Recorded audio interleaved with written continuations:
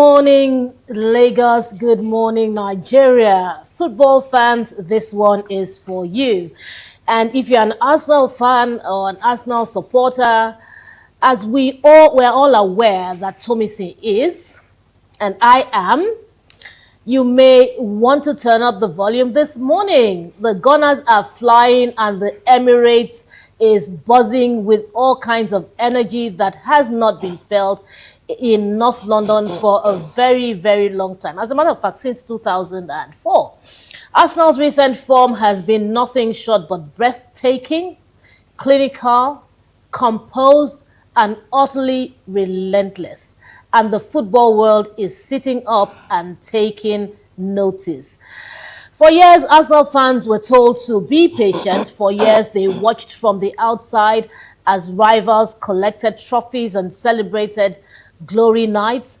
But something has shifted at the Emirates. Something real, something tangible. Mikel Arteta's men are not just winning with style, with purpose. They also won with the kind of belief that makes neutrals nervous. And the opposition managers lose sleep. The Gunners are here and they mean business. Congratulations to all Arsenal fans all over the world on their Premier League win. I'm sure you are watching some of the videos and some of the pictures. We have a lot for you. Up Gunners, Gunners for life. Are you a sports enthusiast? Did you expect a win from Arsenal? Are you one of those who would always say that the Gunners should go and sit down? Are you which fan are you? I'm an Arsenal fan. Congratulations to us. I'm an Arsenal fan of 18 years. Congratulations to us. I've seen the best and worst of times. Yes. From the transition from hybrid to the Emirates Stadium, the Arsene Wenger era, the post-Wenger era. Precisely, the Henry. The Emery era, losing the Europa League final 4-1 to Chelsea. The near misses, 4 points behind Man City, 2 points behind Man City, 10 points behind Liverpool last season. It was a case of how long would the Gunners have to wait? Yesterday, and I said it at the start of the season, I made a prediction that Arsenal was going to win the league. Crystal Palace was going to form a guard of honor for Arsenal and Eberechi. Tottenham was going to relegate. As an Arsenal fan, Tottenham has to relegate. And of course, Chelsea will not qualify for the Champions League. As an Arsenal fan, Chelsea will not qualify for the Champions League. But it's been a long time coming, 22 years wait. Arsenal have been labeled bottled men, bottlers. Oh, they are bridesmaid, never to be the bride. He's been very close. Moments, wrong decisions. 2 seasons ago, they lost against Aston Villa that cost us the league after losing to Bayern in the Champions League. 3 seasons ago, it's been very close. And this time around, history has written itself. Now, London is taking back its old glory, and it's a Gunner season. 22 years wait. And I have a feeling, especially with the departure of Pep Guardiola from Manchester City after 10 years, 21 trophies, I think we're going to witness an era of all-time dominance from Arsenal, winning the Premier League back to back, with consistency in the side. The other teams having new managers. At Chelsea with Xavi Alonso, Manchester United with Michael Carrick, new managers coming in with an Arteta that will be spending his 7th year at Arsenal. I think it's going to be a long, long journey from now. But hey, let me send a message to Arsenal fans. Don't let anybody bully you. Celebrate anyhow you want to celebrate. Be careful though, but be very, very intentional about London rivals, especially Chelsea. Rub it to their faces. Don't care when the last won in 10 years actually. And Manchester United, 14 years, they've not won the league as well. At the moment, it is the Gunners season. Welcome. Thank you so much, Okwe. Very nice analysis. And, while we're doing all of that, while we're jubilating, while we're having fun, while we're enjoying, this glory, let us not rest on our oars. It has to be Gunners for life. Always. All right, we'll take this next break. And when we return, we'll be looking at the newspapers. So please don't go anywhere. Stay tuned. It's still the Breakfast Express on MITV Plus.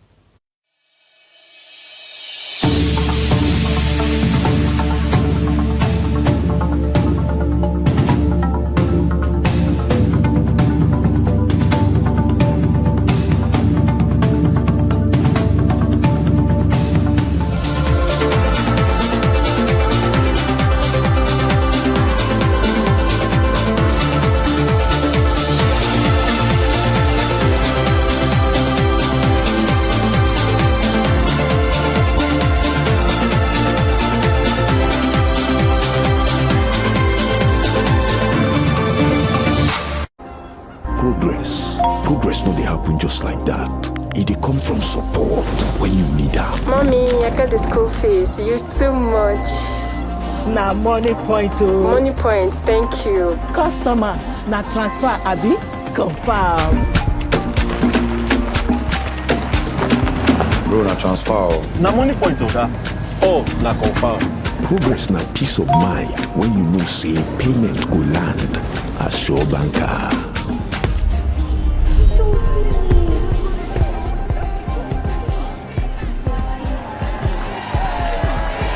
Progress na small win wey dey carry person go far. No worry, yourself go make am. Mo go buy ball. Victor, even you dey use money point?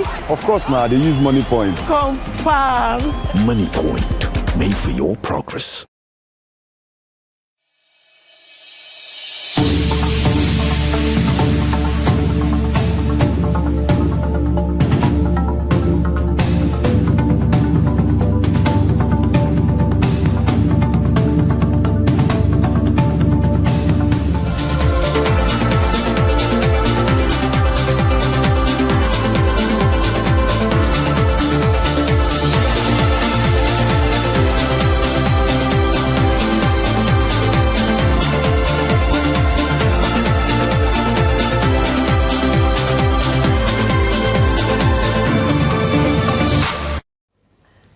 Welcome back.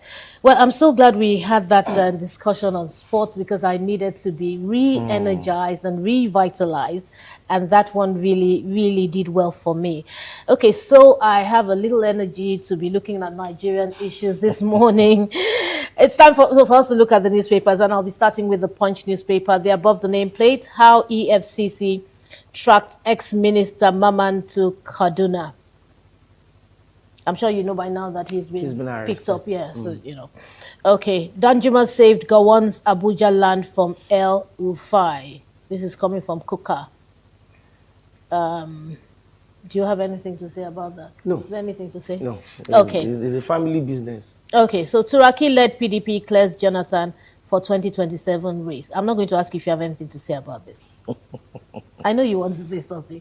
All right, let's. You don't want to say anything really about it, about Jonathan running. I think for political observers, you could read the plots. All of a sudden, Jonathan is now the people are front burner. No, first of all, they're people begging are now him begging him to come back. The same people that didn't vote for him in 2015 are the same people that have been asking him that what did he leave behind in the Aso Rock he wants to go and pick. Are the same people that have challenged the fact that he can't be sworn in 3 times based on the Electoral Act. All of a sudden, because certain candidates move to certain parties, and because certain political parties have zoned their tickets to certain zones, all of a sudden Jonathan is back. And you know, there's something they said, you learn to leave when the ovation was loudest. He left when the ovation was loudest. Actually. An elder statesman, respected and honored for making that call to former, now late President Muhammadu Buhari, when he had all of the chance, state apparatus to change the status quo and make sure that maybe there were delays in announcement and all of that. But I mean, and he's been getting world review, he's been getting awards, he's been acting like a diplomat, advancing in diplomatic roles for different organizations to, mediate and do peacekeepings in so many other countries. Yeah. But whoever advised Jonathan to get dragged back into the politics of this country does not mean well for him. We talked about it last week that, Baba, you have lived well. You have said, whether well or not. Mama Peace had come out to say that she does not want to go back to Aso Rock. Peace or Patience? Mama Patience, yeah, she's Mama Peace now, but Patience Jonathan, that she's looking healthier than she was when she was the first lady, that she's looking younger. And then I'm trying to understand how former President Goodluck Jonathan allowed himself to get dragged into this. The politicization of same is disturbing. And if he goes into the ballot, if he loses the election, that would drag down every single credibility that he has built over the years. And to call into question his political grassroots, does he really understand how Nigerian politics work? And what is he stepping into? When he was president, when he lost the election, the PDP had over 27 governors. Now the PDP does not have a single governor. Where does he want to start from? Well, you already said, part of it, when you leave when the election, he did well. He's a well-respected elder statesman as we speak. and someone said they don't know what he forgot in Hassel Rock I that he don't. wants to go and pick up. But you see, the thing is that it's not about who is convincing him to come back. You said two things. You said, people have been speaking to him to come back, and we know that, yes, that has been in the public light, public space. But also you said that his wife said she doesn't want to come back. So, you're looking at both. You want to conclude that Jonathan has come back on his own. It's not the pressure that he's been getting. Yes, it's really on it's his decision. I'm not sure. Because I think it's his decision. That's why I said the politicization of this move would be questioned eventually. But you see, listen, Okwe, if there's one person that should be closest to one's heart, it's his wife. And you know how it is. Family is different from friends, really, at the end of the day. This is his family. This is the woman he spent X number of years with. This is the woman that has his children. This is the woman that has gone through thick and thin with him and all of that. And, I think that the one person who he should be listening to, if he was going to listen to anybody, would be his wife. So I have concluded that the decision Jonathan has taken is Jonathan himself. Yes, people have said, they've tried to encourage him. Politicians have said, come, you are a messiah and all of that. But I mean, come on. Jonathan is not an 18 years, can vote and be voted for. He's not a 17-year-old man. This is a full-grown man who has, a sense of reasoning, the will to reason freely, and he's taken the decision as far as he took the decision. If anything goes wrong, he shouldn't be blaming anybody. It is his decision to do it. Okay, if you ask me to put my hand in the fire, I may eventually put my hand in the fire, not because you asked me to, but because I have thought the process through. I've weighed the pros and the cons. Will it favor me if I put my hand in the fire? What am I going to get? Some people may say, it will favor them because, if they put their hand in the fire and their hand has a problem, people would pity them and give them money. Do you understand? So there's a thought process after your appeal. For people, I would recommend you read Against the Run of Play. It's a book by Segun Adeniyi. In fact, you want to enjoy, read the first one, Power, Politics, and Death. Then you read Against the Run of Play. 2 books I recommend for you. The second one talked about the role that Patient Jonathan played in the administration of her husband, Goodluck Jonathan. Then you understand why I said the politicization of this decision is beyond even Patient Jonathan herself. Do you understand? If you look at how Jonathan had gone since he lost that election in 2015, becoming the first sitting democratically elected president that was thrown out of office, and then losing that election, the aura around, I still question it though, because if you look at the voting strength of some of the states that have not been declared when he made that call, you know that he stood no chance. But let's leave him with that. I wanted you to finish that sentence. The aura around what? No, the aura that came around the fact that he made the call to Buhari to concede and congratulate him when he could have changed anything. He could have, set the country on fire and all of that. Yeah. He has enjoyed that status as an elder statesman, respected globally. He has spoken at the biggest of platforms in the last years that he's been out of government. So I'm trying to understand, if he took that decision, was it that he woke up one and he says, I can fix this country. The same country that some of the major problems we are fixing today. The Chibok girls. I thought you wanted to come up against me. That's why I gave you the chance. No, that's why I'm going to that. It is not Jonathan's decision. They said the hand of Esau and the voice of Jacob. Okay. There are people using him to change a political calculation. That's why I said he came out a few days after a certain candidate moved to a political party that Jonathan is affiliated with. Jonathan is a member of the PDP, but the national leader of the NDC, Senator Sarah K. Dixon, is Jonathan's political son. They are from the same state of Bayelsa. So why is it that 2 days after Peter Obi left the ADC for NDC, 3 days after, that was when they went to visit Jonathan in his office in Abuja, and then he said he was going to consult. Who did he consult? What structure would Jonathan be running this election on? No, it wasn't. He does not have any structure. It wasn't 3 days after that he said he was going to consult. Since the youths had approached Jonathan. No, the youth came to him Tuesday. Yeah. Peter Obi went to NDC on Sunday along Rabi Musa Kwakwaso. 3 days after, the youth all of a sudden went to send Jonathan to come and contest, and he promised them that he was going to consult. Which Tuesday? Tuesday after. that Peter Obi went to the NDC. Was it Tuesday this week or Tuesday last week? No, the Tuesday of that 2 weeks ago. Okay. That's when he came out to say that he was going to consult the people. And after consultation, all of a sudden, we heard that he has picked up the nomination form on the platform of the PDP. He has been associated with the PDP for the past 3 years. But do you really think that Jonathan wanted to be in any consultation? Listen, from the minute that opportunity had opened, that means, for me, in my opinion, I think Jonathan had been nursing that ambition and just looking. No, the call was politicized. That's where I'm. And I listen to you and I hear you, and I refuse to accept. And I know that people are pushing Jonathan, but I refuse to accept that Jonathan has accepted because they are pushing him. I want to believe that Jonathan is an adult and he has the ability to reason on his own without whatever pressure. Listen, Jonathan should have weighed he is the one who has enjoyed bliss all this while. He is the one who has enjoyed respect all this while. He is the one who has enjoyed, the praises that people have been singing of him and the decision that he took for Nigeria and for himself and his family. He is the one who has felt it. They say he who feels it knows it. You didn't feel it for him. I didn't feel it for him. Whatever we felt was on the periphery. Do you understand? We could only say what we could see, not what we could feel. And even at that, we were kind of happy for him that he's been made an elder statesman by his decisions. So if he felt the bliss of all of that, the goodness of all of that, and he wants to and what is it that they would come and tell him? What kind of political moves? Jonathan is not just starting to play politics. Jonathan understands politics, and especially politics in Nigeria. I think I think the people. Oh, we have a call. Okay, let's see. Let's hear what people have to say. Hello, good morning. You need to turn down the volume of your television set. We can't hear you. No, we can't hear. We may have to cut the call. Okay. Aha. Yeah, better.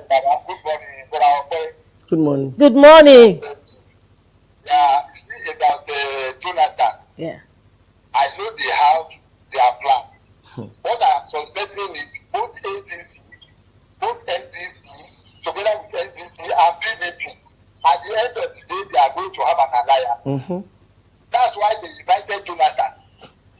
This Obi and Kwankwaso that you are seeing, they are going to, at the end of the day, by the time they get to the time, they will form an alliance. That's why they want to use Jonathan because of the influence of Jonathan in this country. But I want to see how Jonathan is going to make it. Is there a place where somebody can spend 9 years as a president? That is where he's supposed to move. He has a very good credibility in this country. A pastor invited him, a pastor talked to him recently in the church that don't spoil your credibility. He was with one of the elder statesmen. I don't know, he's a very good man, he has a very good name in the country. But how is he going to spend 9 years? Not to talk of, because he already he has spent 6 years. So by the time he now spent 4 years, 4 plus 6, he will want to get 10 years. Is it possible for him? He is to make use of himself. He should think of all these things before spoiling his name. Have a good day. Thank you so much. That contribution was a contribution at the nick of time, and okay, that's what I'm saying. That's exactly what the caller just said. Listen, he needs to think. When you're in something, you should think the process through. When they come to meet you, think about all the things that you have gained not being president, all the stress that has been relieved from you. And then you have to weigh the pros and the cons yourself at the end of the day. And I agree with you 100%, okay, that there's pressure from outside. There's pressure from politicians. I agree on that. But I'm saying that the sole decision to accept was Jonathan's. It's not, that must be his sole decision. That's my stand. We have a caller and I'm trying to accept that call. Hello, good morning and welcome to the Breakfast Express Show. Good morning, madam. Good morning. What's your name and where are you calling from? I think I know this voice. Okay, the question of my name is Dr. Joseph. My question is Has Jonathan actually told anybody he's interested in contesting? Okay, you want to? Yeah, he has picked up nomination. He has picked up. He has registered. He's been screened. The Turaki-led faction of the PDP had screened him, and he's been cleared. Yeah. So let me quickly comment to what the last caller said. The first caller. Are you done? Are you done, Dr. Joseph? He's gone off. Okay. Ask the question. Okay. The question, the conversation is this: there was a conference that was held in Ibadan last month.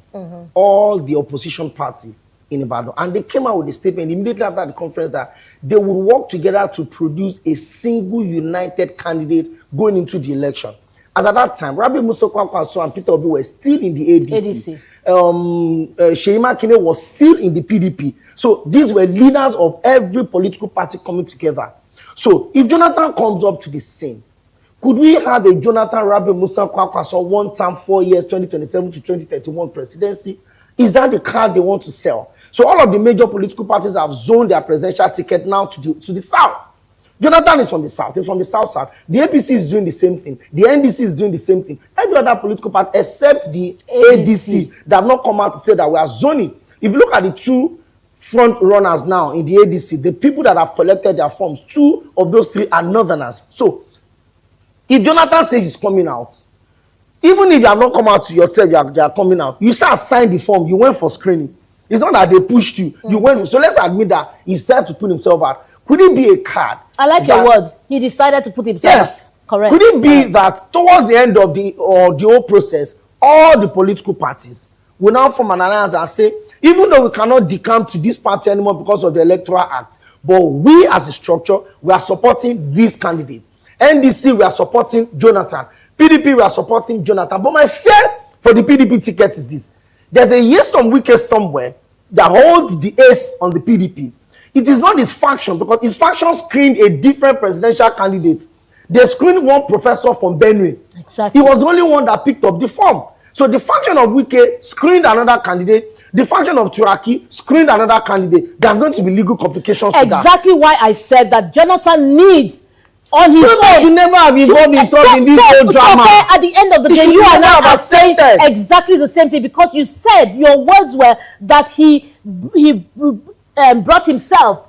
So that's what I said now. Yeah, so, if you take me to the stream, you cannot force me to drink water. So now you have come back to what I'm saying. If they gave him this offer, he could have rejected and said, exactly, that's what I'm saying. I'm enjoying my elder statesman status. Let me enjoy the aura, the goodwill I'm enjoying globally. I don't want to get involved in Nigerian politics anymore. So for him to have accepted and say, let me get into the politics, I don't know where that is coming from. And he knew what you just said, which is what I was thinking in me, that why would, first of all, beyond the national politics, the internal politics, Jonathan knew that there were issues with Wike in the politics. Exactly. And Wike would rubbish Jonathan Exactly. any anytime. Why does Jonathan want to go and put himself in that kind of mess? 1, 2, we have the issue of the factions. Let's even put the factions aside. The length of time. Yes. That is a big issue. It can be made a national one.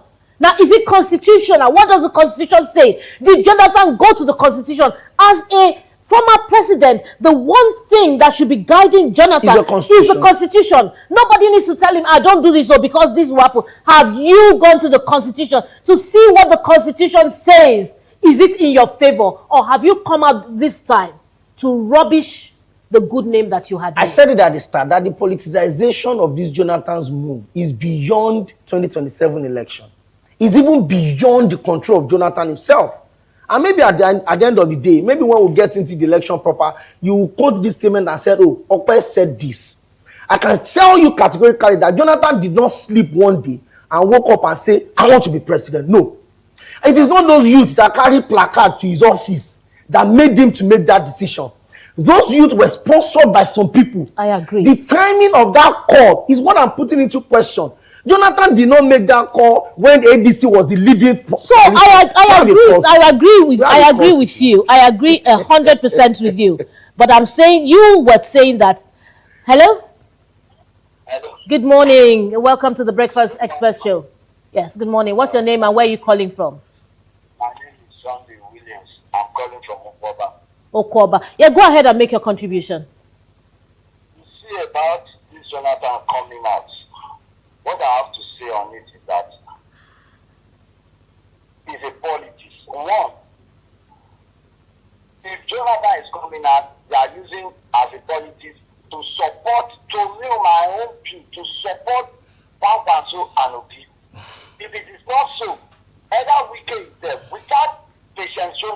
no wiki. There's no wiki. There's no Jonathan. There's no wiki. Without Patience. Okay, Yes. politically. Okay. Yes, there's no wiki because Patient Jonathan brought wiki Yeah. out. Yeah. So if Patient Jonathan, if Jonathan is coming out, it's a politics because if you can see wiki, we don't know the side it is. Whether it's in APC or other PDP, we don't know. But we know how to scatter things. But we don't know how to make it. But what I will tell you, Jonathan is coming in his own view that there are some people to come out to say, we want you back. If Jonathan on his own, there are people behind this thing. But you won't know. But if Jonathan is coming on his own, I don't think, maybe he left the placenta on the asset that is going there to collect. Because I did not see anything that is coming there to pick. What are you coming for? You have, see, in everywhere, in global world now, they respect you. They respect you. They are giving you the respect. What are you coming back for? If you want to support everybody, go ahead and support it. Not you coming back. Don't come out. Speaking for. Don't come out. People said you will not come Don't back. come They out. will swear you in the third time. What are you still coming back for? At the end of the day, it's going to get out of the place. That's what I see. That is my own. Thank you so much. Thank you so much, Mr. Sunday. And, he's made very valid points, and he's reiterating, what you said and what I agree with, that this is the hand of Esau and the voice of Jacob. Yes, we agree. I'm totally in agreement with you. But my conclusion, which you didn't agree with me originally, is the fact that the decision It's finally is his. And I'm glad. No, you first said no. So now that we're saying exactly the same thing. So we can go on. Let's go on. That was why I said I didn't want to comment on that. I knew the story was going to blow up the headlines this morning. All right. So, okay. So, still on the Punch newspaper, troops tracking Oyo kidnappers. That's the troops are tracking. The troops are tracking the Oyo kidnappers. How many days after? Guess what? I really don't want to talk about this. Even if I will, not now. Okay? And I understand where that is coming from. I listened to the governor of Oyo State on Sunday. And let me be sincere with you. Governor Shemakine is a man that I respect so much, even though I still feel his political profile is still shallow. Forget the fact that he's been a governor. I've been to Oyo State during the period of his reign many times, and I can tell you that there's an impact of governance in that state. But you know what statement he made? Last year, July, Oyo State took delivery of 2 surveillance aircraft at the cost of 7.7 billion. The surveillance aircraft was purchased because they had intelligence that in the Oyo Game Reserve, people and bandits are gathering. I think we have a call. We have a call. Hello. Hello, good morning. Welcome to the show. I'm fine, thank you. What's your name? Where are you calling from? Okay, I'm calling from Abia State. Abia State. What's your name, sir? My name is Mr. Bona. Mr. Bona. Okay, go ahead and make your contribution very quickly. In a snappy talk, these issues and politics. Anybody pushing Jonathan to come in, they're just playing the gamble. It's like ostrich hiding his ugly head. So what they're trying to do is because it's just how to destroy the Southern food, because they believe that will be maybe is that stronghold. So they want to see what they can do to split it or destroy it. If Nigerians solely want Jonathan to come in, APC should have won Jonathan back. Say we want to come and have it for us. But let him remain where he is and respect himself and maintain the little legacy that is left. He has been rubbish a lot. So the one that is left for him now, he should just relax and put it in order for now. Instead of him to be dabbling into things that cannot have faith. He was the first president having issues, so he should know what it is to just come in. Not people from the corner will tell you, with ex-president, that PDP, the faction of PDP, I decided Palace already, decided not to journalists. So let him just relax and understand that what is expected of him. That is, look at General One. He's our advisor. We love him so much. So he should be very careful of of people coming inside us trying to defeat him. Thank you. Thank you so much. Well, I think the ship has far sailed, beyond that, because he's gone ahead. Except right now, he will listen to the voice of reason and step down. Okay, let's go to the banner headline of the Punch newspapers. APC primaries, governorship aspirants shun consensus deal in 10 states. And we have 3 riders for that story. The first one, over 30 governor aspirants set for primaries in 10 states. Plateau aspirant denies stepping down for Muftwang. Obeverori, Yusuf Umba, 8 other governors emerge as consensus candidates. I will never get that name. Has always been for me like a tongue twister. Well, Abdul Razak names Seriki as successor, and Danladi steps down as 12 others brace for primaries. Federal government misses first quarter tax target by 2.2 trillion. When we read all these figures, I care less right now, because we just read the figures anyway. We don't see the effect, we don't feel the impact, we don't get anything. So they're just figures, that's what they are. So we're reading the figures as reported in the newspapers. Yes. Oti Abure trace crumbles amid Labour Party crisis. Aspirants fault APC senatorial primaries in Ekiti and others.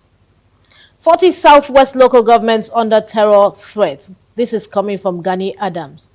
And finally, Dangote unveils plan for multi-billion-dollar Olokola seaport. Is it Oloko? Olokola. In Ondo Olokola seaport. Well, you see, I think I would like to discuss this one because it makes more sense.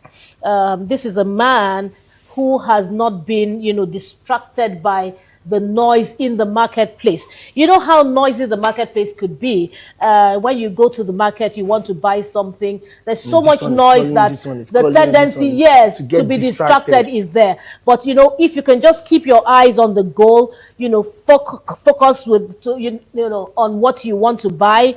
If you're going to do a little haggling, haggle, that's allowed, but don't get drowned with the noise in the market. And for Dangote, he was my man of the year 2025. He probably may just remain in the same position in my heart, and in my head, in my mind, because this is a man who's focused on the goal, focusing on making his money and growing his business and helping Nigerians, employing, being a great employer of labor, and setting the pace. He is blazing the trail. These are the things that this man is doing, and he is giving to the economy of Nigeria. This is a man of substance, a man of value. He is not, the likes of Jonathan should be relating more with people like this. Rather than looking for his eyeglasses in Abuja. Because I don't know what he's looking for in Abuja. Maybe he left the placenta. I don't know what someone actually said maybe he left his placenta in Abuja. We don't know what Jonathan is up to, but let's see how it goes. Like I said, in Nigeria, anything can happen. Don't say it can never happen. Never say never. Never say never. In Nigeria, anything can happen, honestly. And so I was telling someone that when I'm driving on 3rd Mainland Bridge, I am so conscious that some car may fly out of the water onto the street. I'm that conscious when I'm driving, because anything in Nigeria, anything can happen. Let's look at the newspaper you can trust, which is the Daily Trust. How EFCC arrested convicted ex-minister Maman in Kaduna. Why I wrote my autobiography, that is coming from Yakubu Gowon. And of course, El Rufai tapped NSA's phone. Persecutor tells courts. With the banner headline, people told Tinubu I plan to kill him. That is coming from VP Shetima. Well, interesting one there. And 2027, PDP faction clears Jonathan for presidential race. That is the key word there. PDP faction clears Jonathan for presidential race. APC primaries, more aspirants reject results, take complaints to Abuja. As I would never forgive school teachers for allegedly raping my daughters. And that is coming from a concerned parent. And on that Daily Trust, son allegedly stabs father to death. And you can get those stories on page 26 and page 16 of Daily Trust. Let's check the other newspapers that we have. Okay, I'd like to look at the Daily Independent. And above the nameplate of the Daily Independent, 175 ISIS fighters, commanders killed in Nigeria, U.S. operations, and that's coming from the DHQ, says terrorists have no operational base in the southwest. Gowon's life rebukes divisive narratives and stereotypes in Nigeria. And that's coming from Tinubu. So what have you learned from General Yakubu Gowon? That's the question I'd like to ask our C. Okay, Nigeria bleeding under government of post-tragedy press statements, and this is coming from Atiku. I really like to disregard a lot that Atiku says, because I like to ask myself, if he was in Tinubu's position, what would he do better? What would he do differently? So I just think it is same of the same. Okay, EFCC arrests Flynn convicted ex-power minister Maman. Well, that's no longer news. Pantami withdraws from APC gubernatorial race in Gombe. Cites violation of Electoral Act. Minister hails tax on board office as key reform under Tinubu administration. And the banner headline, well, no, it's not the banner headline. The banner headline, rising food prices spark call for ag tech logistics investment. PDP grants Jonathan waivers, screens 12 gubernatorial aspirants. And the rider is to screen 2,122 assembly, 748 reps, 198 senatorial, 112 gubernatorial aspirants. And that's coming from the PDP. But you see, we need to be specific. You see, as journalists, when you're making a report, put the faction thing. You know, when you say PDP, you know, the tendency to forget that PDP is not one. It's factional. Yes, it's not one. So when you say PDP, you know, a faction of PDP, if I was to make that report. Okay, so, you know, I'm looking at, what's his name now? Interim, no, Abdul Razak. No. That's Abdul Salam. Abdul Salam. Yes, I'm looking, I'm looking at Abdul Salam, and, you know, I'm kind of admiring him on behalf of Jonathan, who has decided to lose, you know, that freedom and that peace to come back to politics. Look at this man aging very gracefully, just taking his time, you know, enjoying his life and not coming back into all this mess that Nigeria has to offer. All right, finally, from the Daily Independent, he says, they told Tinubu, I plan to kill him, and that's coming from Shetima. All right, well, 4 years down, almost 4 years down the line, he's not been killed by Shetima, so perhaps they were wrong. Okay, let's move to the next newspaper, and that's the Vanguard. Right? The Vanguard is also focusing on a couple of those stories. Oyo school abduction, 2-year-old toddler amongst the 46 victims. So we have the names of all the victims now. It's been finally released almost a week after they were abducted. So we have the names of the teachers, 7 of them, and 38 pupils and students with their ages. We have 4-year-old, we have 2-year-old, we have 8, 7 we have years, 11, we have 13, we have a lot of 4-year-olds actually. There are 3-year-olds, so and 7-year-olds, 5-year-olds. Imagine what a 4-year-old will be going through right now. Imagine what the 2-year-old will be going through right. I saw one of the teachers, and then she was backing a baby. I'm sure it's one of those, you know, little kids, and it's okay. Let's maintain some sanity in on this conversation, because if we choose to open it up, I think we should open it up right now. Just end up here. I think we should open it up. I think we should open it up. I think we should open it up because Nigeria has failed us, and it's such a shame that some of us still remain in a country that has no shame, that has lost its values, that has lost its leadership vision and objectives.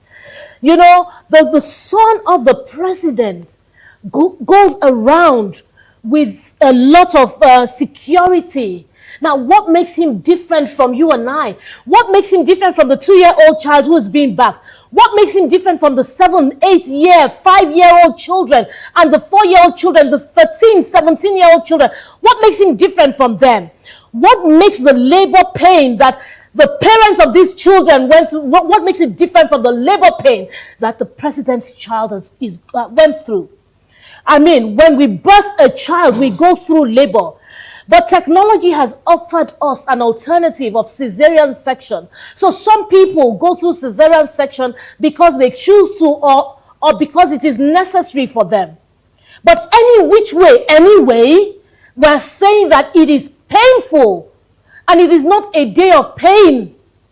It is a period of pain. Let's put that on the one hand. We have the carrying of the pregnancy of the baby for 9 months. Some of them exceed 9 months sometimes when there are complications. I've seen 13-month-old pregnancies. And not one day out of the 13 months is a day of pleasure. I ask my leaders to be accountable to me. I take full responsibility for what I say this day. I need my leaders to be responsible to me. I have decided to remain in this country because it is a country I believe in so strongly. But right now, I don't know what's going on in Nigeria. I don't know why we don't care. I don't know why some children are more special than others, even in their adulthood. We have helpless children. They can't help themselves. They don't even know how to defecate the right way. They don't know when not to cry because bandits surround them. They don't know when not to reach out for their parents. And you put their parents in disarray and the entire country in darkness. And we say we have a leader. I am devastated. I am disgusted. And I stand responsible for everything, every word I speak this day. Because Nigeria has failed me, has failed a lot of people, has failed my children, my grandchildren, and generations to come this day. And the best I can do is hope against hope that Nigeria will be better and greater. Well, thank you. And I totally agree with everything you've said. So if you go through the names of those 34 victims, there are families that have 3 kids in there, 4-year-old, 7-year-old, and another 9-year-old. So if you look at that sequence, so you're wondering, the families of those 3 children, what would their parents wake up to this morning? Would the parents be interested in the primaries of the governors that want to run for a political party that is ruling the country at the moment? So if APC has any iota of dignity in them, if the APC has any iota of respect for the people they are struggling to govern, if the APC has any aura of humanity around them, they should have suspended the entire primaries at the moment. There are sections of the constitutions that make provision for exigencies and emergencies. INEC could adjust. INEC could extend the deadline. INEC could extend the deadline of that. And at the end of the day, APC is going on with their primaries as though nothing happened. Or your state, the state where this unfortunate abduction has happened, will go on with the primaries for the governorship and the House of Assemblies today. That shows the level of disconnect between the government and the governed. That shows that the governments that we have in power, whether the ruling party or the opposition, lack any level of sympathy, empathy, and humanity in them. And that's a fact. I don't care what you think about what I'm saying this morning. But the fact that a 2-year-old is in the kidnapper's den this morning and people are running primaries or political parties in this country, you are struggling to govern the same people you could not protect. That is not governance. That is failure.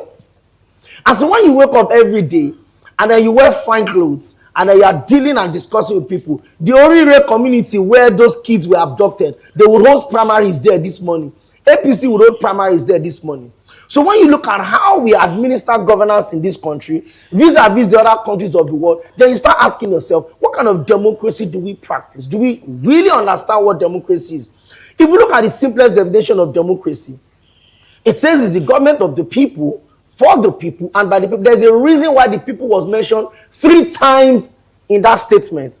But when those same people are at the mercy of criminals, at the mercy of non-state actors, and then the state actors are going on as though nothing has happened, and then you expect us to think that the APC is a blessing to this country. I asked the question on my show yesterday, that the government that we have in this country, are they truly solution providers, or they are the main problems we have? The Nigerian government is the problem of Nigerians. So when you have all of the backing of the constitution, you have access to our commonwealth, your principal responsibility is to see to the safety. There's a reason why the constitution makes safety the priority. You can build the finest hospitals, you can build the finest public infrastructures, but if the people don't feel safe, you have failed as a government. President Bola Ahmed Tinubu, for allowing the APC primaries to continue with these abducted kids, is a disservice to everything you have built as a Democrat in this country. It has stained the history and the legacy that you have protected since the days of the military. Your support for advocacy and democracy in this country, your time as a senator in the Third Republic, your time as a governor in Lagos State, your time as a national leader of the opposition, your time as the leader of the ruling party, and your time as the president of Nigeria, everything has been stained with this unfortunate action. The APC primaries will have been suspended if you have a country that has leaders with empathy and not rulers. The fact that we allow these primaries to go on and those kids are suffering, the fact that we allow these primaries to go, and a teacher was beheaded. A teacher was beheaded, looking for slaughtered like a ram, is a signal to the fact that we don't just have lack of leaders, we have rulers that don't have empathy. So when everybody you are ruling have been killed, when the entire family are living with trauma for the rest of their lives, the kids of that man that was beheaded, I was told that they are writing exams. So they've not told them that their father had been beheaded. So the families released a statement yesterday and begged the public to stop sharing the video of that man. And the president tells us that he reads the newspaper every day. So I'm sure you have seen the list of these 7 teachers and 34 pupils. And he's seen a 2-year-old there. And the president is saying, continue with the primaries. Nothing is going to happen. It's a shame. An absolute shame. President Bola Ahmed Tinubu is someone I respect so much. And I'll say it anywhere. He's a nationalist in this country. But everything you've built politically will go into ruins if you cannot protect the same people that gave you the opportunity to be a leader. I'm disappointed. The fact that these primaries continue, we are politicizing when the lives of innocent Nigerians are at risk.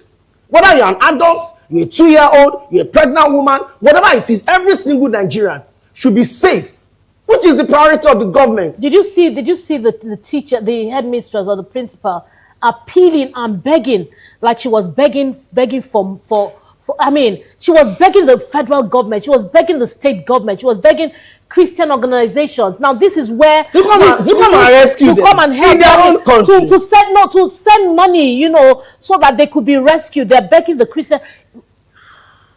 We have the pastors who will tell you to jump, you know, and give an arm and a leg. So you know, and where the government fails, the religious bodies should be able to take over. The religious bodies should be able to take over. I think they should be able to at least ease the tension and ease the pain. Help, at least. Be seen to be doing something. But you have this woman begging and saying, help us. Now one of them has been slaughtered like a ram in front of the others. Tell me, what state of mind? Will these people ever be sane anymore? Will they, even when they're released, will they ever be sane? But you know what? I keep saying on this program that what goes around will come around someday. But the when and how is what we don't know. But peradventure, we can sit down as leaders and say, we swore an oath to secure the lives and property of these people that we govern, that we lead. Our leadership is a servant leadership condition. That's what it is. You're supposed to be serving and at the same time leading. But nobody remembers that service part. All we know is that we're leaders, so we can take decisions, we can put our hands in the coffers, we can use the funds anyhow, we can tax the people the way we want to, we can do just anything we want to. But guess what? when people are totally helpless and when their backs are up against the wall, like mine is at the moment, when people feel so unsafe, when people feel so depressed, like I feel, when people feel so dejected, like the wife of the man who has been slaughtered, the parents of the children that have been taken into captivity, the families of those who are begging and saying, please help us. When they, when their backs are up against the wall, I'm sure that we know that there's only one way to go. The backs of these people will not go through the wall. We say we want good governance. We're asking you for that change that you promised us. We didn't ask you to come and promise us a change. You said you were bringing a change. You said it was a renewed hope agenda. And people embraced this. Those who embraced it because they believed in the things that you had done when you were the governor of Lagos State. They believed that you would use that, to a larger version of that to run Nigeria. The man who could strategize, who came up with all kinds of good strategies for Lagos State, would do even better at the national level. But what do we see on a daily basis? We see somebody who right now doesn't seem to care. Somebody who at one time was a voice, the lone voice crying out in the wilderness and saying, look at us, you need to care for us. Don't dehumanize the people of Nigeria. That was the same voice that was crying. But now that same voice is in the position of leadership. And the voice has faded. The voice has changed. Yeah, now he has stable manners. Yes. They don't speak when they're on the table. They can speak when they're outside of the table. So right now they're on the table. They can't speak. When you're eating, you don't talk. And when you're on the table planning, you're strategizing for the political era that is about to come. You don't speak. You don't care about the people. You don't care about the people, right? Okay, it's just a matter of time. Let's see how it goes. These same people would come are supposed to come in the sun, in the rain to come and vote. Well, 2-year-old toddler among the 46 victims. Communities list names and ages of the victims. 25 pupils, teachers still missing in Oyo. Police IGP deploys additional detectives. We're deploying resources to secure return of victims. That's coming from the defense headquarters. It is a national disgrace. That is coming from the Pentecostal Fellowship of Nigeria, PFN. Article to Tinubu, you can't govern by obituary statements. Nigeria losing its humanity. That's coming from Peter Obi. OPC to federal governments and governors, equip us to confront perpetrators. Federal government suspend planned closure of the Eco Bridge. That is on page 38 of Vanguard newspaper. Well, I kind of agree that, all of us should be equipped. All of us should be given licenses to own our own arms. Yeah, I'm serious. We don't want to do that. Not because if it gets to that point, maybe that would be the... We don't want to do because that. Nobody's looking out for anybody. That would be an absolute invitation to anarchy. I know, but I mean, what I understand. Where are we now? When the situation is really like this, people are left with no option than They're talking about anarchy. What is this? Really? I mean, well. What is this really? I'm sure a lot of people will agree with that assertion though, but come on. Well, 33 billion naira fraud. EFCC arrests convicted minister Maman. They told Tinubu I plan to kill him to become president after the inauguration. That is coming from VP Shetima. And APC primaries. 70 National Assembly members lose return tickets. That is the much that the Vanguard is offering this morning. Okay, now I'd like to ask you, what is it that these kidnappers are asking for exactly? Do you know yet? No, they've not reached out.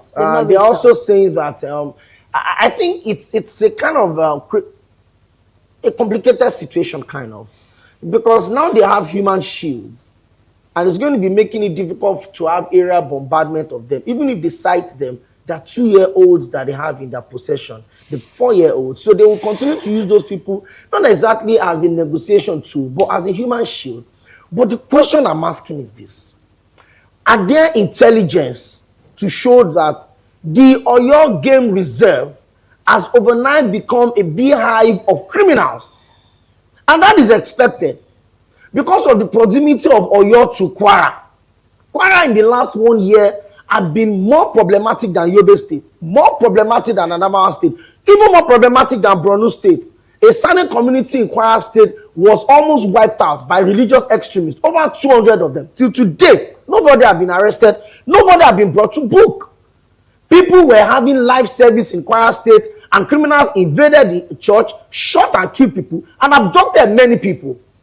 So if you look at the proximity of Kwara State to Oyo State, the government of Oyo State should have been proactive enough to say, listen, these guys, they are under fire in Kwara State. They'll be looking for ways to escape into. And then they got into the game reserve in Oyo. And the game reserve is so big that it shares border with Benin Republic. It shares border with Kogi. It shares border with Oyo. It shares border with Osun. It shares border with Ogun. It shares border with Ekiti. It's so large. It is so large. And then we left it over time. And then we allowed this criminal, because the truth is this, they're still within the reserve. Those kids are still within the reserve. And they've been abducted since last week Thursday. Today is Wednesday. It's almost a week. It's almost a week for a 2-year-old, for a 7-year-old, for an adult. Nobody, irrespective of your age, should be found in that situation. And then I watched the video of that woman. You could see that she was tired already, begging the people to come to their rescue. The same people that came out and said, don't pity us. We begged to be president, are now being begged to come and protect them. You know, we have a situation where our kind of democracy is unusual. Unusual in the sense that the people that are supposed to rule us or lead us are the ones that are, we are the one that we are now at their mercies. The people that are called civil servants, that we are paying their salaries, are telling us how to live. So they will tell you that if you are traveling to Lagos, so call your family members at every state you get to. So I'm traveling, for instance, to Sokoto, and I'm traveling by road, and I got to a place, there's no network, or my phone died, and then my family are trying to reach me, they cannot reach me, and there's chaos in a country governed by law and constitution. And yet they want to use our money, our taxpayers' money, to build the Badagry Sokoto road. How many people really would ply that road with confidence? The people just want to feel safe. That's what Nigerians are asking. We're not asking for too much. We're not asking for so much. We're just asking to be safe. If these were other countries, go and ask, what happened in Kenya? They wanted the government to release, to drop some of the taxes, and then the country was thrown into chaos. People died. Ministers had to resign. Cabinet members had to resign. The governor, the president had to withdraw that unfortunate tax policy. But look at what Nigerians are going through every single day. A Nigerian is killed. And nothing is happening. And nothing is happening. And we have a commander-in-chief. And your party is going on with a scheduled primaries. I don't understand. What them are you planning to govern? It's a shame. In Nigeria, you know, when I was growing up, we had a house who used to sing one song. It says, oh my home, when shall I see my home? Sola so famire, when shall I see my native land? I shall never forget my home. I don't know. I don't think this is the Nigeria I used to know. I want that home that I used to know. I want that native land that I used to know. I don't see it anymore. There are no signs. The shadows are really dim. The lights are dim. We can't even see shadows anymore. We don't know the Nigeria that we're living in now. But this is a call to Nigerians to wake up. We have elections coming. When you sit at home and drink your coffee, when you stay under your duvet, you have to accept whatever it is they present to you. It's time to change what you don't like.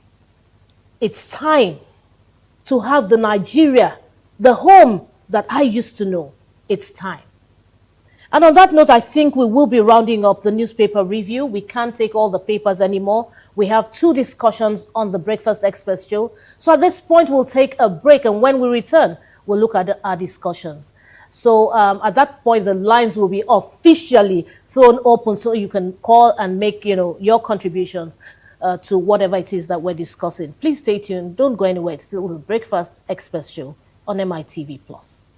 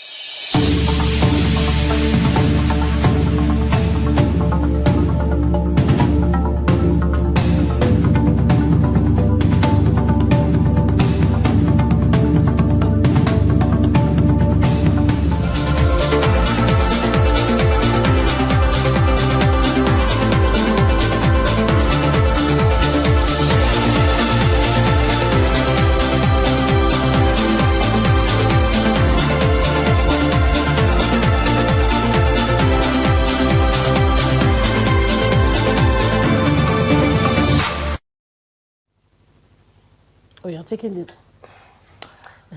Okay. Welcome back to the Breakfast. So those are the things that happens off behind the the scene. Yes, exactly. you know. Welcome back. So, Okwa is supposed to take the first discussion. Yes. Let's look at it, and we're looking at the APC primaries and the issue of internal democracy in Nigeria.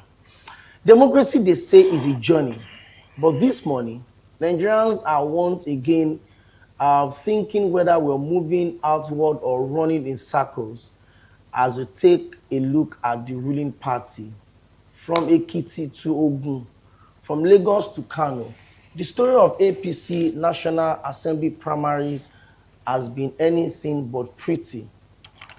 In Ikole Ekiti, party members and stakeholders are raising serious allegations of irregularities with concerns over how the exercise was conducted, trailing the primaries like a dark cloud.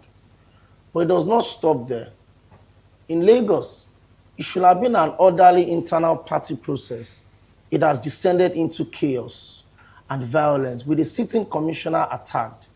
Nollywood actor turned lawmaker Desmond Elliott was caught in the crossfire in Surulere.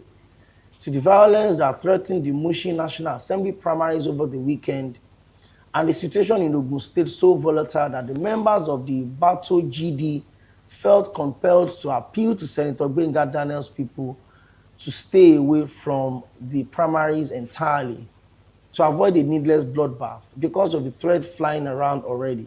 Let that sink in. A community leader asking his people not to participate in the democratic process, not because they don't care, but because they fear for their lives. Let's look into this. And so the question that hangs all over is this, and the question has refused to go away. Simply this persisting one.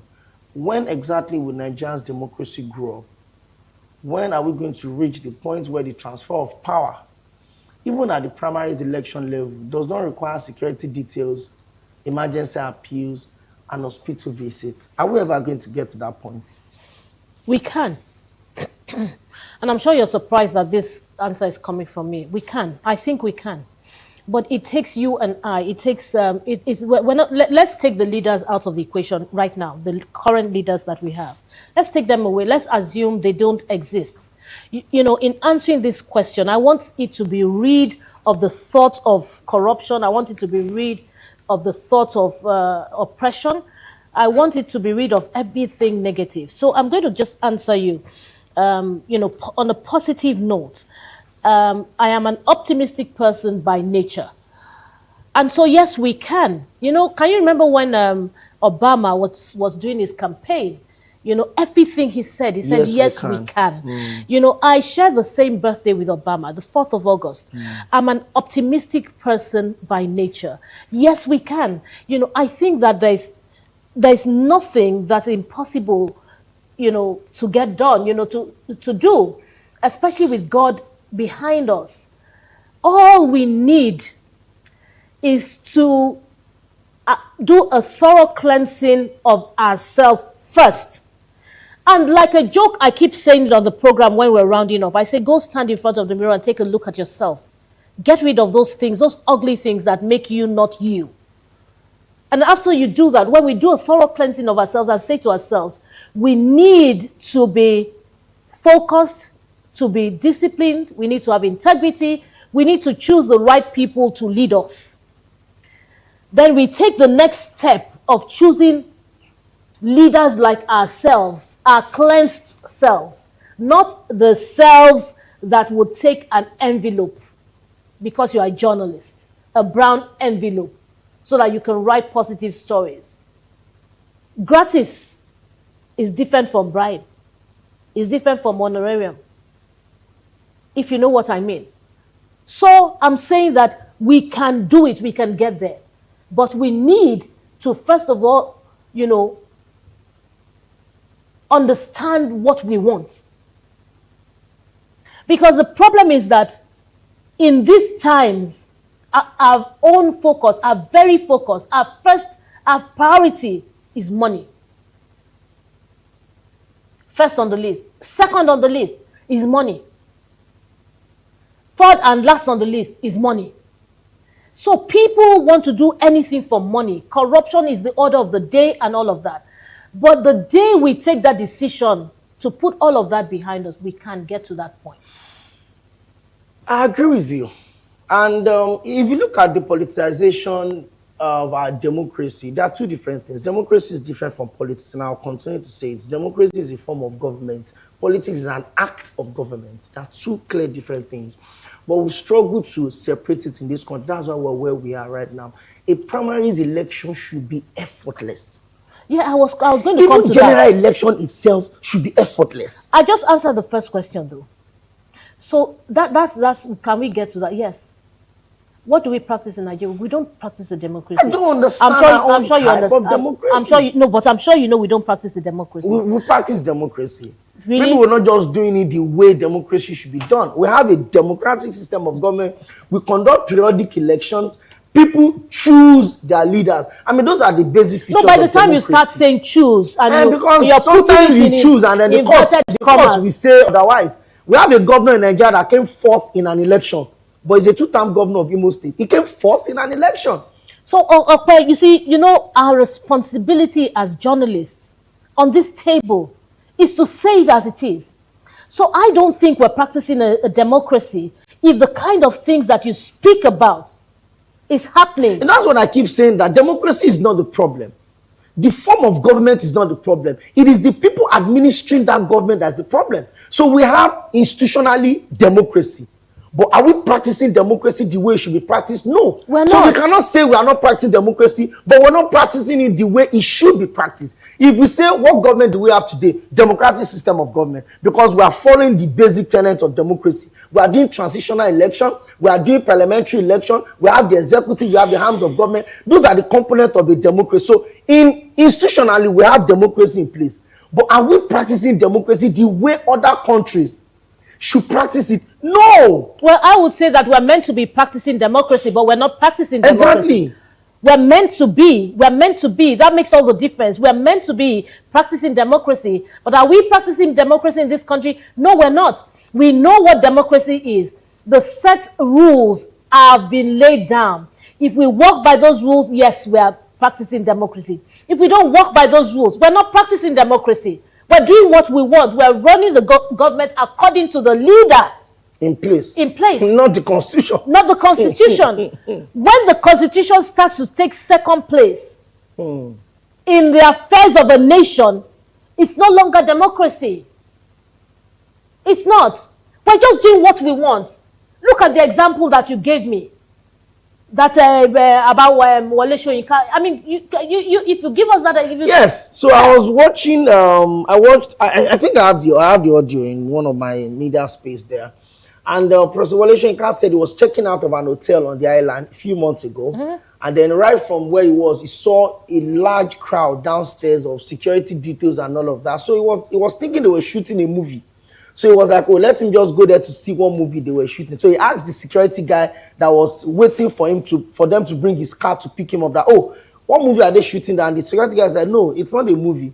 And then as he was talking to the security guy, the son of the president, Sheyi Tinubu, spotted him and ran to greet him.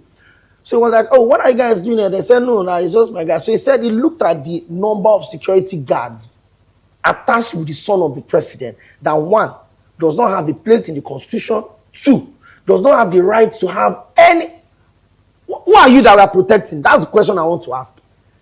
Who exactly is the son? Even the wife of the president, who is the office of the first lady is not recognized by the constitution. We just glamorize this, and then we start pumping the taxpayers' money into that space. The first lady is a senator of the Federal Republic, or was a senator, and that's the highest she could have gotten in the eye of the law.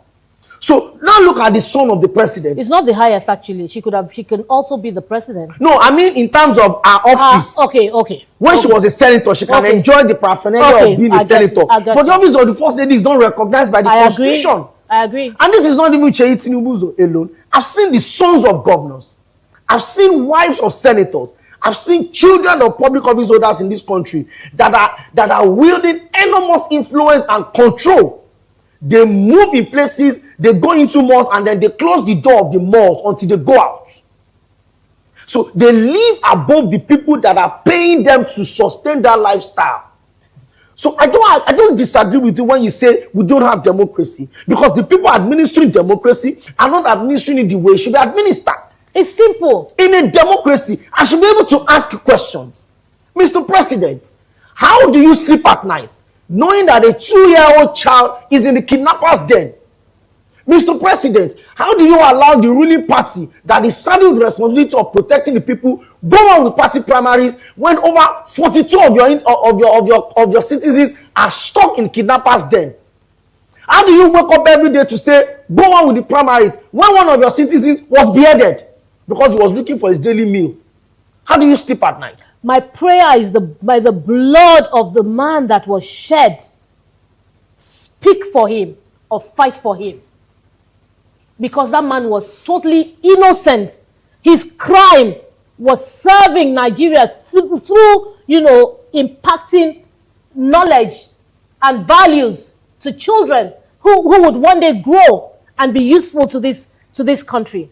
That was his crime. His crime was that he didn't become a politician. Because if that man had become a politician, he will have access to security. Of course, his security detail will be there. Well, it may be there. Because if it's somebody like Desmond Elliott, whose security detail has been withdrawn, I don't understand. That's why people are saying, should we still go ahead with state police? Because we can, these people actually report to a group of people. So he doesn't agree to do a consensus thing. He doesn't agree with you people. He says, leave it open and let democracy take its place. And then you withdraw his security detail. I don't understand. What kind of country do we live in? Perhaps that teacher should have been a politician. He probably won't be dead by now. But not everybody can do politics. The Yorubas say, Bibi Rekoshe Fowora. But you come from a good home and the values have been instilled in you.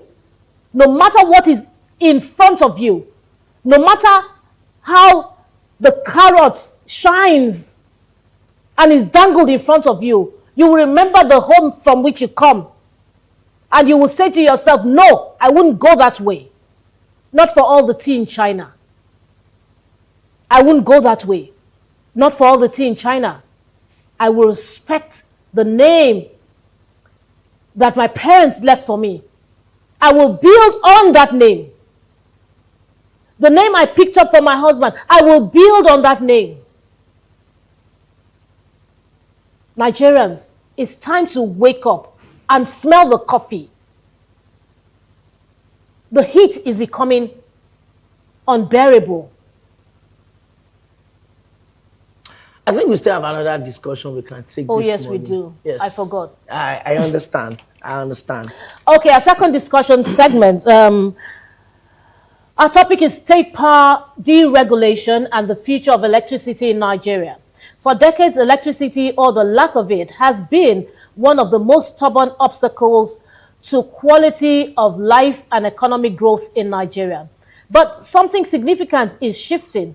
Since the deregulation of the electricity sector and the empowerment of states to take charge of their own power destinies, we are beginning to see what is possible when government gets serious. Across several states, the impact is already being felt in homes, in businesses, in the daily rhythm of ordinary Nigerians, and the story is encouraging. But perhaps nowhere is the ambition more boldly stated than in Lagos State. The Lagos State government has unveiled what it is calling a roadmap to end, and I quote, the culture of blackouts, promising a 24-hour electricity market powered by private sector investment, smart metering, and independent power generation across the state. Before we do that, before we show that video, I must say right now that I am green with envy. I am green with envy because I don't live in Lagos State. If Lagos State is about to do what we're about to watch, then I think Okwe and I need to think about a relocation. The house is expensive in Lagos. Let me be managing without any power. My urgent 2K here in Ogun State. All right, can we have that video?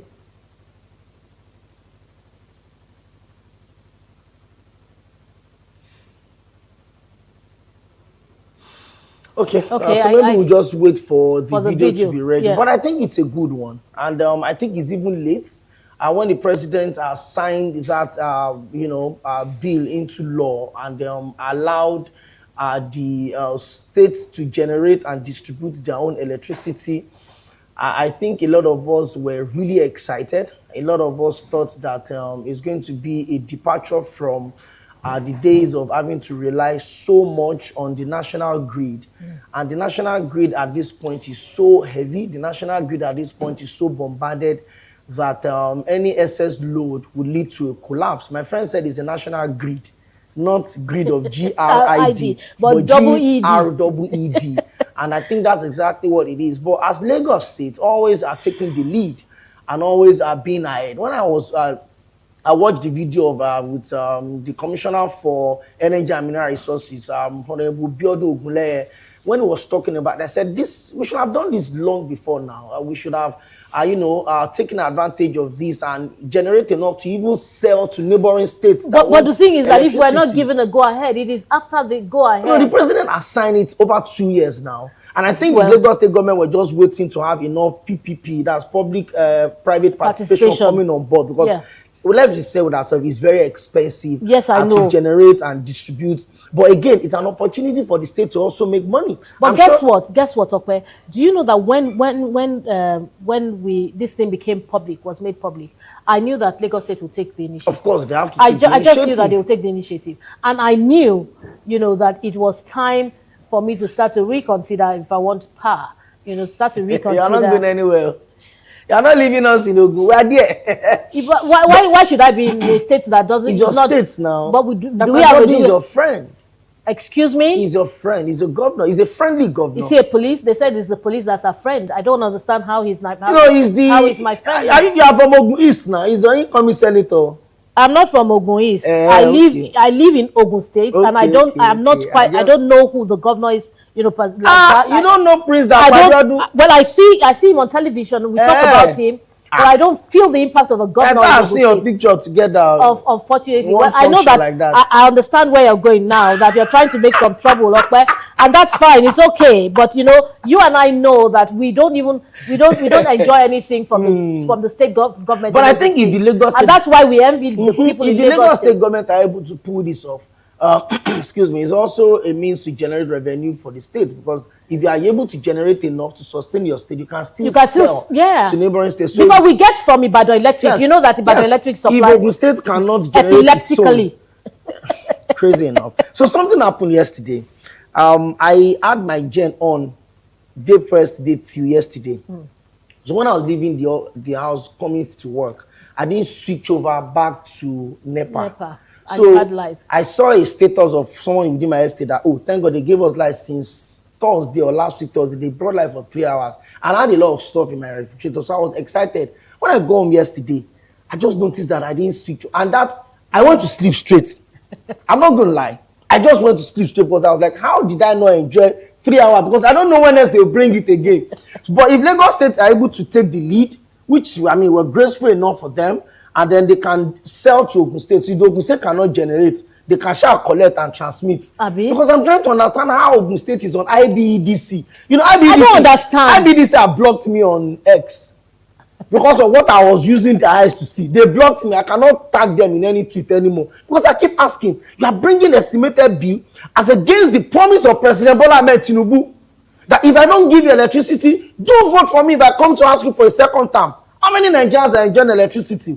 We are practicing democracy, and you are bringing classism into distribution of the national treasure. Band A, band B, band C. You know the call that we got. It was a surprise call. It was my doctor. I'm even going to the hospital when I leave here. You know, you finish the conversation. But you will conclude the conversation. Not even that. The thing is that I remember the last time I went to the hospital, he was telling me that for about 3 or 4 weeks. They've not had electricity. They've not had electricity. Imagine running an hospital on diesel. Can you imagine? On diesel. Do you know how much they'll spend? Do you know who bears the brunt? The people. Of course. You and I. You and I. A friend of mine runs an hospitality business on the island, and he called me a couple of weeks ago that he's about to close up. And I was like, why? He said, okay, I'm making money, but I'm using the same money to power the business. That twice he's had to do salary cuts for his staff because every day there are other things that are coming up. And we're looking for foreign investors. We're looking for foreign investors when we cannot even help our small and medium scale entrepreneurs in Nigeria. Encourage them. Make sure they have the necessary things that they need to have. Power supply is not luxury. Power supply is not luxury. We can't even do that. And the minister abandoned that post and went to run for. He wants to run for the governorship. We have another minister. And I know he has the right to. And I know he has the right to. But I don't think he should, because he didn't perform. It is only in Nigeria that they will give a man like that a place, the chance to even say he wants to. And I'm not saying that on his own, you know, he has a good profile, you know, he knows what he's doing, but he should not have taken the job. He's not still not better. At least he failed in a responsibility. Yaya Bello was alleged to have embezzled almost how many billions. He's the senator, he's the ticket holder for APC's Kogi Central. Ifeanyi Okowa, the former governor of Delta State, was alleged to have stolen over 1 trillion. He was kept in EFCC custody for days. Now he's holding the ticket for Delta North Senatorial District. Governor Adelabu's zone is small. I sure didn't steal money. Well, like I say, what goes around comes around. Oh, did I just call him Governor? You said you called him Governor Adelabu. Maybe I'm seeing into the future. I think you are prophesying for him. But that prophecy will never work. Come and see us. He don't come and see us. I should bring money now. I don't need the money. I don't need the money. If you want to bring money, you sure the producer you shouldn't bring money to us. Not to us. You should bring money to the station. Yes. Go to the marketing department. Bring the money and pay for your adverts. That's fine. That's fine. You know. But I'm not impressed with him. We have to go. Anyway, it's time to leave. It's time to call it a day on the Breakfast Express show. And Okpe, you want to do say your goodbyes? Yes, Arsenal fans, have a good day. But my heart is really going out to the people of Orire local government. Unfortunately, the local government contradicts what is happening to them right now. There is no Orire at all in that local government. And I hope that the government and the federal government will do enough to rescue all of those victims alive. Every one of them alive. Have a beautiful day. This show returns tomorrow, and I'll be back, God willing. All right, don't forget to to join us on all follow Instagram, all our social media handles rather. It's at MITV Plus on Facebook, at MITV Plus _NG on Instagram, TikTok, and X. You can also watch our programs live on YouTube at MITV Plus _NG. Please remember to click and like the subscribe buttons. That's it today on our package. My name is Tom Adiri. Don't forget what I always tell you. Stand in front of the mirror, change what you need to change, and we'll meet again on the table tomorrow on the Breakfast Express. Thank you for watching, and God bless you.